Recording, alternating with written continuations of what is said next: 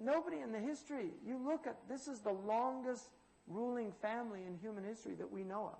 No other family ruled longer than them. How did they break all those historical sunan? How did they do it for so long? In the 16th century, they were already talking about Ottomans would be over soon.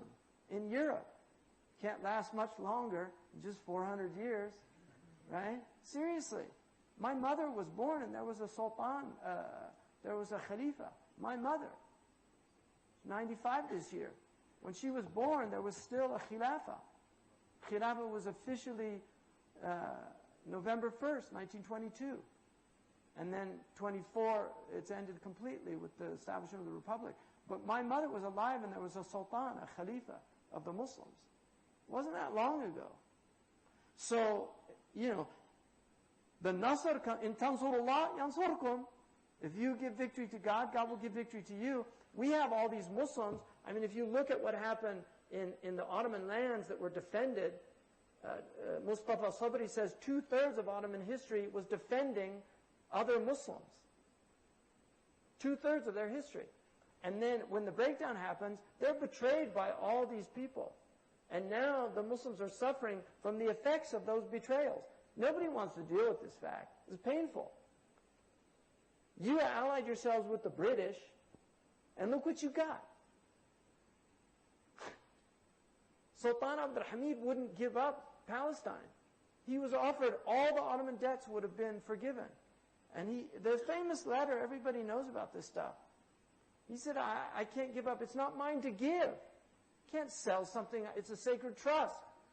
But people there were promised, we'll give you your own country, get rid of these horrible Turks, right? Beware of white man speaks with forked tongue, right? That's what the Native Americans, you want to talk about promises from white people, talk to the Native Americans, right? Seriously, white man speaks with forked tongue. They're all snakes, sister. You got poisonous ones, you got non-poisonous ones. So watch out. No, that's... She's like shaking her head. Did I just hear that right? Yeah. There's good white people and bad white people. There's good black people and bad black people. There's good and bad. And then there's mixed inside the same person, like most of us.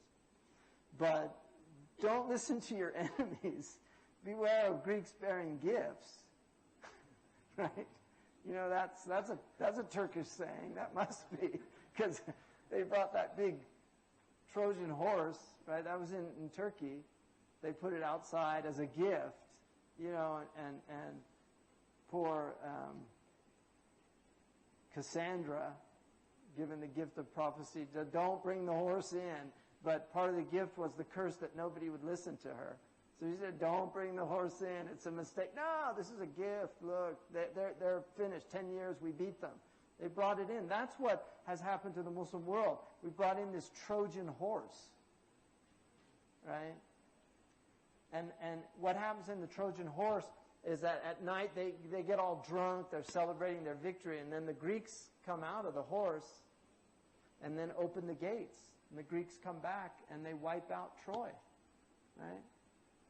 Kill all the men and take all the women and children as slaves. So, now it's the television. If you want a Trojan horse in the house, I mean, it's